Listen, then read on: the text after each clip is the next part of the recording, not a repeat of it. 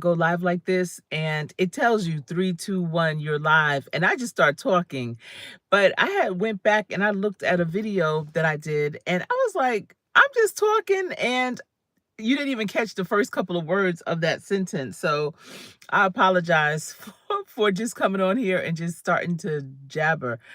But I hope everyone had a great yesterday. Today is Friday Eve. It is Thursday. You made it. You made it. And I'm sure today is going to be jam-packed. It's funny how since COVID, people treat Friday differently. I see TW Popcorn is in the building. Good morning. What's popping with you? I hope you're doing well.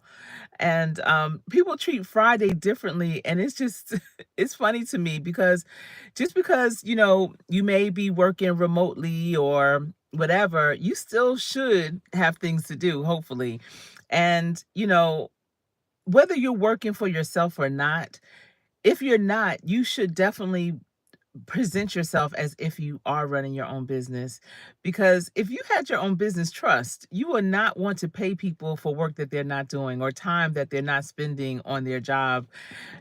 And when I see people doing that, not around me, but I'm just saying, I'm like, yo, y'all, y'all are tripping. Cause I know if you were that boss, you would not want that to be your situation. You would be, you would do things differently. And sometimes when I do like career coaching and such, and people may, have some habits that are not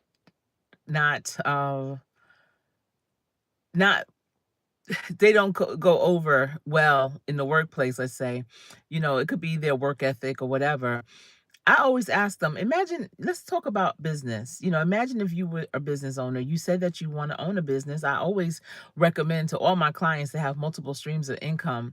So you have a business and you're not the only one in that business. You have employees. How would you want your employees to show up? How would you want them to work for you on a day-to-day doing the work that you hired them to do?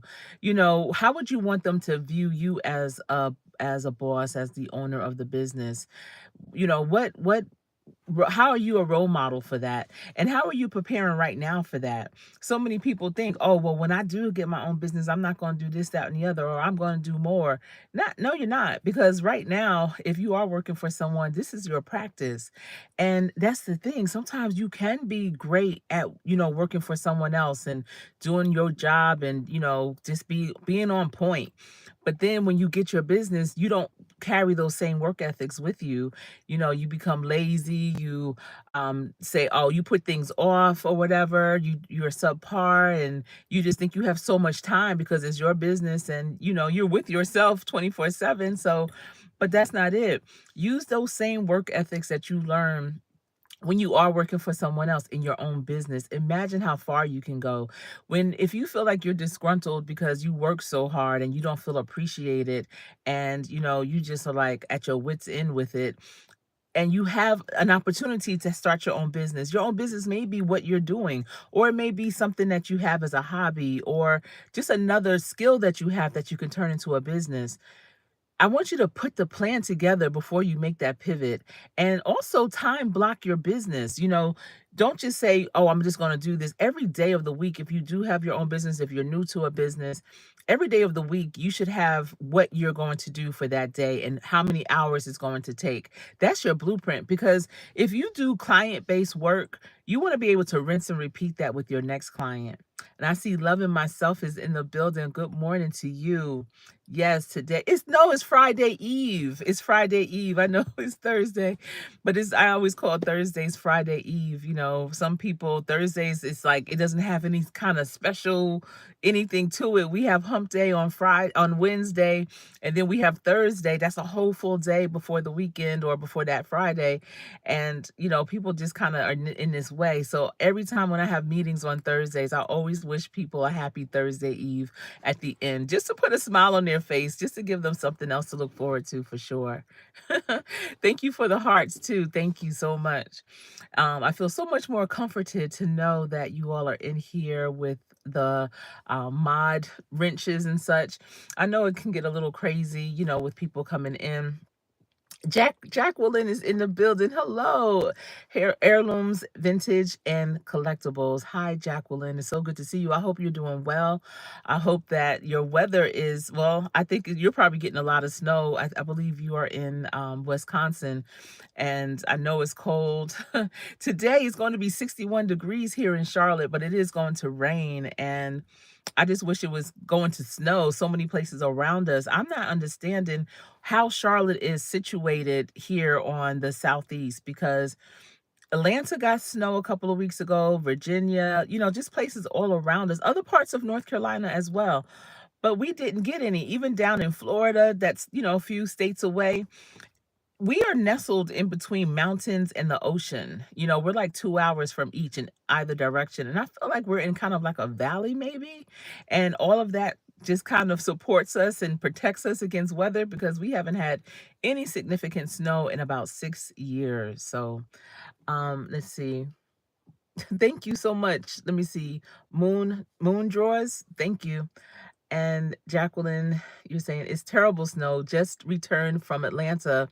Please don't want snow. I just want a one good snow, as per winter. I just think that winter is that month for it. I don't want to see snow in the summer.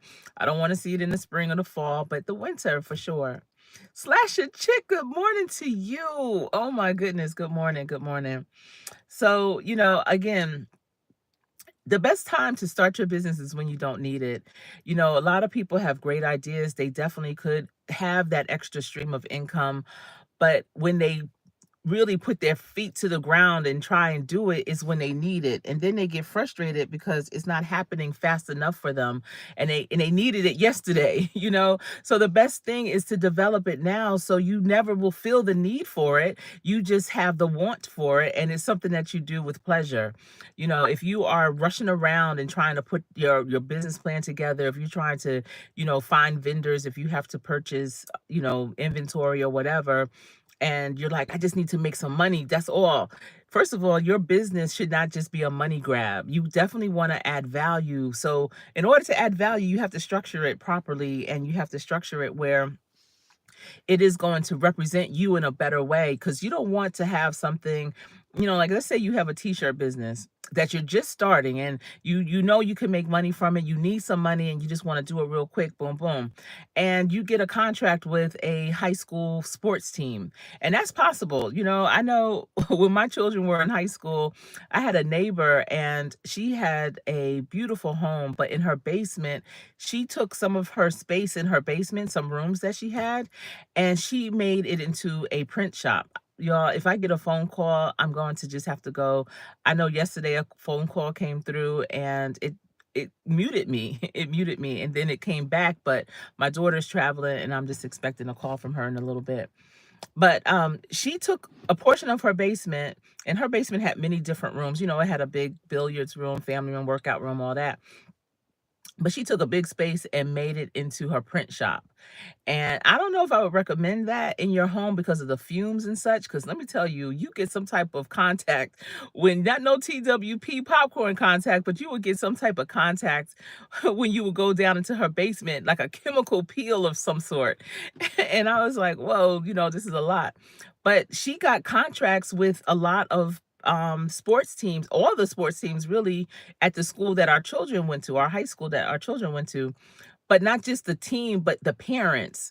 When you have a child that's playing sports, you want to have a shirt that represents them. I know I used her for especially when I was coaching basketball, to put the numbers and stuff on the uniforms. Also, even for my alumni chapter for my university, we had gotten shirts made because we were hosting the CIAA for our school, and we all wanted to have the same shirt. So she did a lot of group work. She didn't do a lot of one-offs. If I just wanted a shirt or something, it was real challenging. I almost had to just look through what she had left over in shirts and stuff and be like, yeah, I want one of those. You got that in my size? Okay, I want this on it, whatever. But she did a lot of groups. So mothers, fathers, my son plays, or, mom, team mom, or, whatever. And she would just make them like that. So all of that takes time and it takes development. But if you're just trying to do a money grab because you need money real quick, you have the tools to make these shirts and do these things. But because you maybe in a desperate time, you just like, I'm just gonna make this real quick. And it's not perfect. It's not lined up right. Some of the letters are crooked or whatever. People not gonna come back. They may pay you because they like you or whatever. They may say something like, this is a little off. And you may say, yeah, I know. Just bear with me. I'm just starting out. It's going to get better as time goes on. Nobody wants to hear that. But if they know you personally, they may give you a little pass. So my point is, you want to have your business, especially if it's a product producing business, you need to make sure that the product you produce is good day one, because you want return customers. Even if people like you, if you don't do good work, they're not going to come back. They're not going, they may use you once, but they're not going to come back. You want people to be repeat customers. That's how you build your business. That's how you secure your brand out here. That's how you get recommendations. You know, it's interesting because there are a lot of people with businesses and they just want you to get that one sale. Oh, I started my business. Can you buy this for me, a candle? Can you buy a soap or whatever? If I don't need the thing that a person is selling at that moment, I don't waste my money on it, because I wanna make sure that I'm going to be that return customer. I wanna make sure that I'll use it and be able to recommend them. If I buy it once and never touch it, that's not good for your business.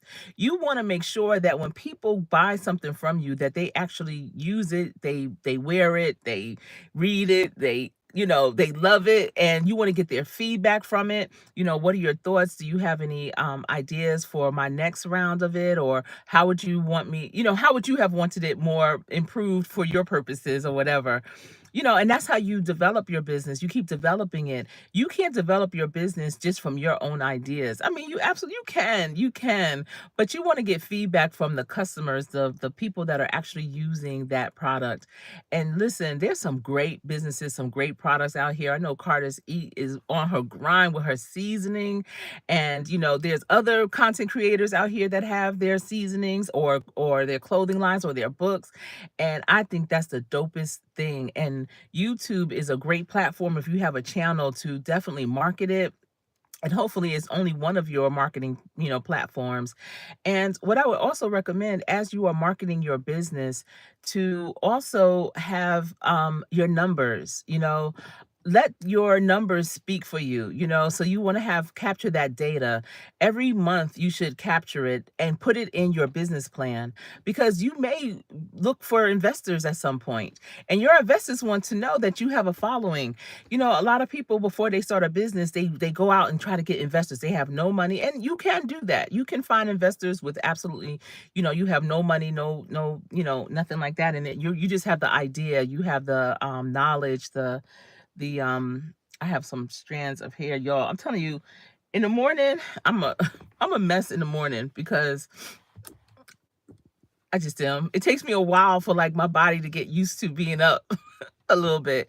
Um but there are investors that will invest in your product, in your service or whatever, without you putting any money into it. They just look at your intellectual property as your part of the investment. And that's cool. But if you want to get real investors, angel investors, deep pocket investors, they want to also make sure you have skin in the game. What do you have to lose? So a lot of times you get the most money when you've already started your business, you put some money into it. You've done your marketing already. You have a following, you have a customer base, and all of that should be in your business plan. How many, products do you sell in a month? What's some of the reviews from the client, from the customers that purchased your product or used your services? What are they saying? you know um have them as part of references also. Say, you can call or contact this person, that person, or whatever, and they can give you more details on their experience with my business. You have to also have your dollar amount. How much have you already invested in the actual casing that it may come in, or the time spent, or the ingredients that you have to put into it, anything you do, especially if it's product based, how much have you spent already? How much do you spend on a monthly basis? And not just how much do you spend, but for each level of it. I mentioned this in a video before when I was talking about, real estate development, when my husband and I did that. And again, that thing was so hard. Yo, and I was the marketing, the director of marketing and sales, but also I was the CFO. But I wasn't that solely. I worked closely with our financial people, developing the performa and making the business attractive to investors. We had investors fly in from all over the country to see the project, and hear more about it. They had the tangible paper of it, the booklet with our information, but I had to have an account of how much every single thing that we used to develop a home cost. How much the nails cost, how much the lumber cost, how much the siding cost, what was the square footage of the 4 different floor plans, and how many of those items it would take to make that particular house. Like, it couldn't just be like, oh yeah, this house costs X amount of dollars to build, or if you have a product, oh yeah, each product costs this. No, every single thing that goes into making what you have has to be accounted for in your business plan. And when real investors see stuff like that, they get excited. They know that you know what you're doing, that this is not just a pet project, it's not just a hobby. This is the real deal, because those are the types of documentation that you need to get that real money.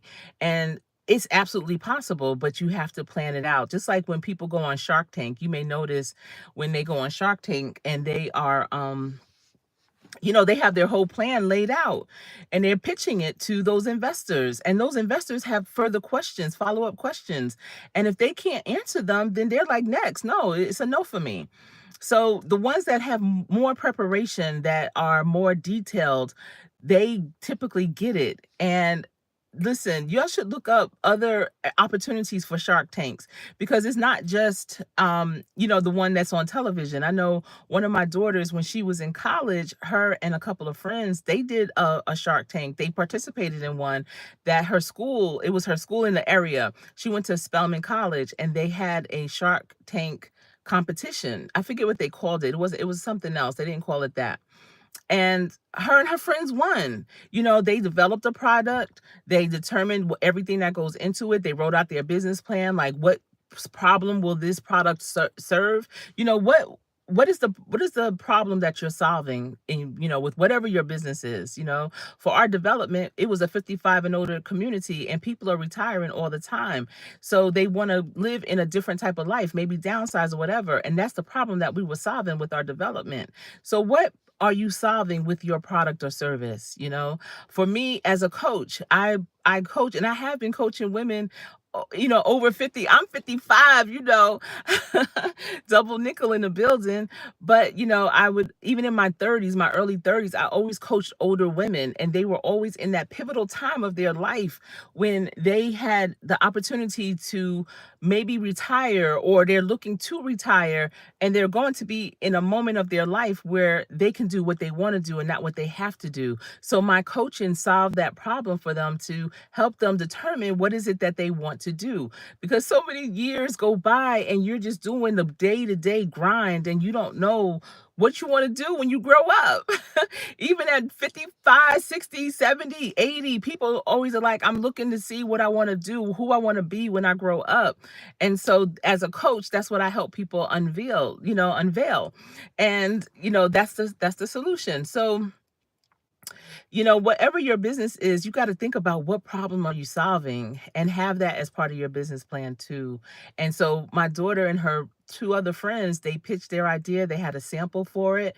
They put the PowerPoint together, and they won. They won a significant monetary reward for it. And they even got more business coaching afterwards to help with the launch of the product for real, in real life. So it's pretty dope. I know this chat has been flying. I hope everyone has been speaking and everything. Let me see. Sassy's in the building too. Good morning, Sassy. How are you doing today? I hope you're doing well. Let me see. I'm gonna add you as well. Yeah, as a moderator. I hope you're doing well, Sassy. It's good to see you. And Coffee Cake Lovin'. Bish is in the building. I'm glad that you're here. Thank you all for coming in. And Buddha of Destiny is here. Namaste is here. Good morning to you and good morning. All right. Thank you all for being here. Poet, hello to you. Hello. I hope you all have been enjoying my Black History Month videos. I've been, got back on track. I missed one day. And Joshua Great Gabriel, good to see you. Good to see you. Yes. Thank you. Good morning, Buddha. Yes, so I hope you've been enjoying them. I'm trying to really scour the earth looking for some little known Black history moments. And, we have the typical ones that we hear about all the time. We know about Martin Luther King Jr. We know about Langston Hughes. We know about, Nikki Giovanni. We know, about a lot of common act, I don't want to call them common. There's nothing common about them, but y'all, we have so much rich history. And again, it's not just in this country, it's around the world. And I'm trying to look things up. I was going to do one on uh a it was on a university, one of the first universities in Africa, and it was in Timbuktu. But there was like a little bit of controversy around the information I was finding, and I just want to make sure that I'm putting that information out in a respectful way and in an accurate way. So I was looking at Timbuktu because when you listen or you read about education in Africa, like ancient Africa, years, hundreds of years ago, thousands even, you hear about tribes sending people to Timbuktu. Even in the updated Roots version, you remember Roots came out in the 70s, but they did an updated version, and Kunta Kinte was going to be sent to Timbuktu to study, but he never got the chance because he got captured and was brought over to America. But um I always found it very interesting that, even in the most remote tribes in Africa, that they were sending, certain ones from those tribes to go off to school to get more education. And so there is a university in Timbuktu that they were considered one of the first, but I just didn't prefer the like the narrative around who they were educating, and it was in alignment with a university in Morocco, which they said was the absolute first university, but it doesn't sound like it was a inclusive university. It sounded more exclusive. And so I just wanted to get that straight, and I don't have enough background knowledge and, historical events to, I feel, to give it justice. I'm going to leave that to the historians and the people that, do that more or less for a living, to bring that information to light. It really needs to be, because so many people think that, education started in Europe or Asia or even America, as young as we are. But it didn't. It started in Africa, and I really wanted to bring that information out. If any of you are, SMEs on that, please, if you are a content creator, give us that information. That's so valuable, for us to know. That's very inspiring and empowering. When you can hear more about our history and our history, your history, my history, whatever, however the history resonates with you, though, and when you can hear about it and understand the stories behind people and how they overcame challenges in their life, that some challenges, unfortunately, we are still experiencing, but not to the extent that they had experienced it, by no means. However, they still were resilient to overcome it. I always say, in my youngest daughter just graduated from college, but at all of my children's college graduations, I got so filled, because I look at it like we are our ancestors' wildest dreams. Our ancestors may have wanted to go to school and learn, or just to learn and read. They could learn, but to read, to, do things that they were just not even allowed to do in many instances.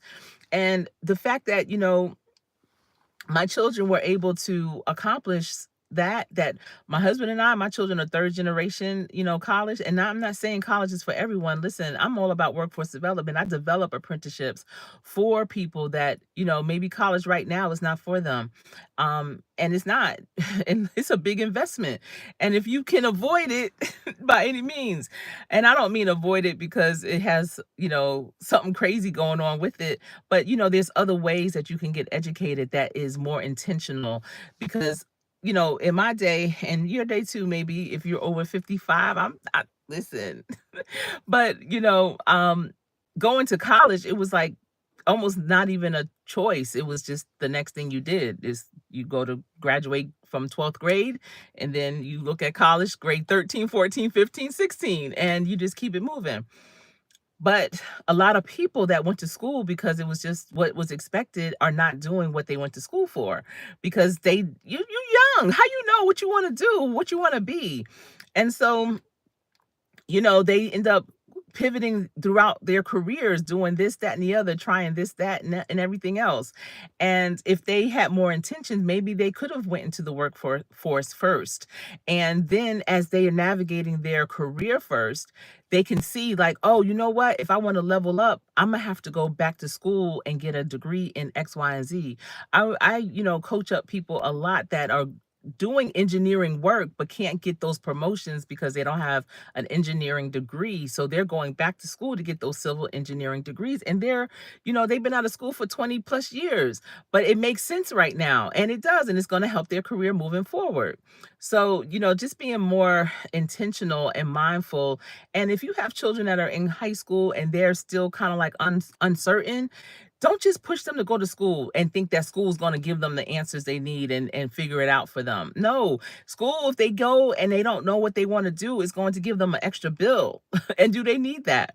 And I don't know if you realize, but they call children teenagers until they're 27 because they're still figuring it out. And when my son graduated from college, his advisor said that to me and my husband, like, give him grace. And this is what I tell all of my parents, that your child is really a teen until they're 27. That's why you as a parent are able to carry your children on your insurance and such until they're 27, because at some point the what do they call them, actuarial scientists, maybe, those are the ones that do census and determine people's lifespan and such. I don't know if it would be them or someone else, another group, determined that, you know what, 18 is not the end of teenage years, 19 is not the end of teenage years, it's really 27. And it's good because it gives them that time to explore. And that's really what a lot of young people want to do. Even if they do go to college, they need time to just kind of figure it all out. Listen, I've been in school since I was 4 or 5 years old, and now you just want me to do what? So, just to give them grace for sure. Hmm. And wellness with Frugal Mama is in the building. I saw you this morning. I promise you, my favorite exercise that you do is when you put those weights on the ground and then do different things with your legs. I haven't tried it yet, but I did talk about it to some people on my team. I was like, listen, when we get the front porch situated, because I think I mentioned that we have this space outside of our offices. It's in the building. It's right there. It's just really the hallway, but it has this like area, and I want to make it into a front porch because sometimes, you have meetings. We don't typically will have them virtual. Sometimes you don't want to go into a conference room or whatever. And I'll just say, y'all meet me on the front porch. And right now, the front porch just has some random chairs, and it's not cool. I want to make it a place where, you want to chill, and if you want to step off, if the weather's not good or whatever, you could just go out there for a second or two or more and just hang out. But I think I want to have a little area where we can have just some simple little in that moment exercises. And I'm thinking those little hand weights, and we could do different things with it, get a vibration plate to put out there, just so that, I don't know, just, incorporating wellness with work. even though we have a gym in the building, but it's down in the basement. Sometimes you don't want to go all the way down. Sometimes you just want to do something real quick and you don't want to have to change and do all this. So, but I appreciate it. If y'all listen, if y'all trying to be on a not a for right now moment of healthy living, but for, changing your lifestyle and incorporating into your daily life, check out Wellness with Frugal Mama in the morning. I'm not sure exactly what time she comes on. I catch you like in the middle or the end. Listen, yesterday though, I'm in your chat talking, boom, boom, and I'm like, why am I the only one talking? Why is this chat not moving? Why isn't Frugal Mama, like saying anything back to me? And then I looked up in one of the messages that I wrote, and it was like, girl, this live is over. I was like, wait. I said, hold on. Okay. And I've dropped that, into your regular comment section to let you know I was here, but it wasn't working out for me.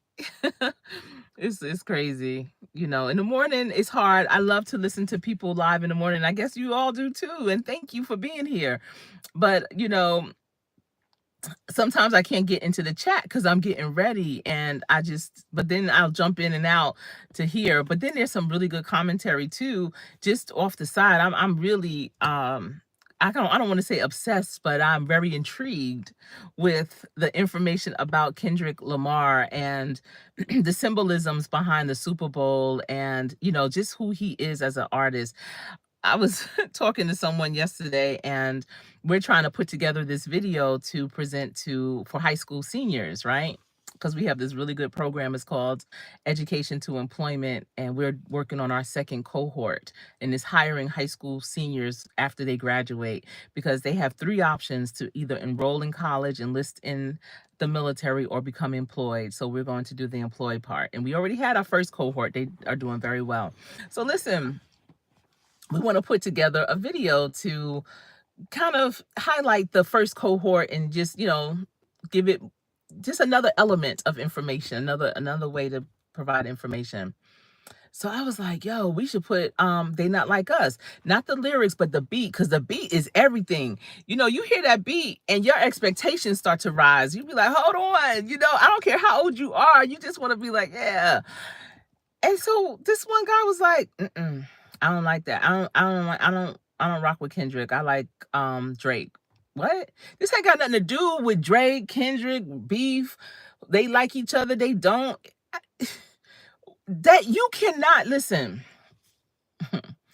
If you don't know people personally, you can't get caught up in all that. Don't get caught up in that. Don't get caught up in all that. Because just don't get caught up in that. You have to give credit where credit is due. There's no denying that beat is dope. They Not Like Us. There's no denying it. I don't care. There's just no denying it. I don't care what age. I've seen people of all ages just start jamming to it, But I really like the discussions about the Super Bowl halftime because Kendrick Lamar was very intentional with his symbolisms and, the messages. And I every day when I listen to it again, not the performance, but just the commentary, I learn something new. And I'm like, wow, yeah, I get that. Because there's this one scene, and it's actually one of my favorite scenes. And it's something that before I even recognized that it was a whole bunch of stuff going on, I was like, this is like the best scene ever. And it was about I forget what y'all probably know. Okay, remember when he was performing and behind him, they were like under a street post light, and it was all men behind him and they had on all white. And he was, rapping, and they was like behind him, like shaking their head, like, and they was smiling, and they just looked so happy. And I forget what it was like, we're great or something like that. And I thought, I just loved seeing Black men having a good time, enjoying themselves. They looked free. They looked, they just looked well. And I loved that. And I heard something today about it. And I was like, wow, I have to listen to it again just to get, more of that information because I can't even remember the name of that piece. But it was so good. Listen, if y'all hadn't seen it yet, try to like fast forward, or when you get to that part, I hope you think of me because that was my favorite part for sure. And if it was yours too, let me know in the comment section. Like, do you know that part of the performance that I'm talking about when they were all behind him? It was like a lamppost and they all had on white. And I just loved that scene. Listen, I can't even put into words of why I loved it so much. And I see Smart McKinsey is here. Good morning to you. I know I've been missing a lot of people. And one of the reasons why, Smart Cookie, hi. One of the reasons I'm missing people is because I can't really see. I have my glasses right in here. Let me see. I have my glasses. Look how beautiful this case is. Isn't it beautiful? It's beautiful. These are my glasses, y'all. And this is the inside of the case. It's gold. If you are Q, Omega Sci-Fi guy, you would love this. And these are the glasses here. They're just clear. But I don't always like to wear my glasses, so I can't really see the chat. I hope that y'all, let me see. It is over. Elevate with Vern Floyd is in the building. Hello to you. Good morning. Hope you're doing well. Hope you're doing well. Thank you for welcoming everyone into the live. Look, maybe I need to make everybody a mod because it's hard for me to see otherwise. Let me see. And Jacqueline is saying, I had a long conversation with a loved family member about the show. He said he didn't like it because it was just dissing Drake. I was like, bro, that wasn't just about Drake. He didn't understand. It wasn't just about Drake. That's the thing. Ugh. People really need to, open their minds up and really pay attention. He has so many things in there. Like, I know when Serena Williams was doing the Crip Walk, I thought it was because she's from Compton. I was like, okay, that's cool. He got a homegirl out there. But I didn't realize that a few years ago, she was, somewhere, Wilmington, maybe, some tennis match, won and started to Crip Walk. And the court was grass. And people thought she was being disrespectful. No, she was celebrating. She was happy. She was really happy. And so they were like, he brought her onto that. Like, be happy, celebrate, you good, be yourself. This is who you are. This is what you come from. And, it's just so many little things like that in it. And that was definitely a Super Bowl that will never be forgotten. It won't. And, someone was saying that they were watching the game and Kansas City was their team. They wanted them to do the three-peat. I think I mentioned this the other day in my live. And she was like, after halftime, I just left the game. I just left because and I'm like, what? You that type of fan? You gonna just leave because they're down? No, you stay to the end and cheer your team on. That is the beauty. Y'all, do y'all remember after the 1991 season? And it was 1992, it was the Super Bowl, and it was the Giants, New York Giants versus the Buffalo Bills. Do y'all remember that? And the Giants won by 1 point. And they won in like the last second by a field goal. The score was 19-20. And that season, the Giants had been winning. And Lawrence Taylor, LT, do y'all remember LT? Gosh, I'm gonna just go to my office and take some scissors and be like, chop, chop. Because this is really working my nerves. But do you remember Lawrence Taylor, LT, that played with the New York Giants? He was a defensive tackle. Well, in New Jersey around that time, he owned a sports bar and it was called LT's. And y'all, that was a vibe. It was so much fun in there. So it was a sports bar restaurant, but it had a dance floor that was a boxing ring. Everything in there was like sports related. The bathrooms were called girls' locker room, boys' locker room. Again, the dance floor was a whole boxing ring. It was so dope. And after a certain time, they really didn't have the tables around because they would put the tables on the dance floor like during the day and, into the evening. But at night, it turned into low-key a club. It wasn't like a club that you would go to and stay the whole evening. What time is it? Yo, I have to go. Oh, my goodness. All right. Everyone, y'all take care. Listen, I got caught up. But If y'all don't know about that Super Bowl, go check it out, and I'll talk to y'all more about it later.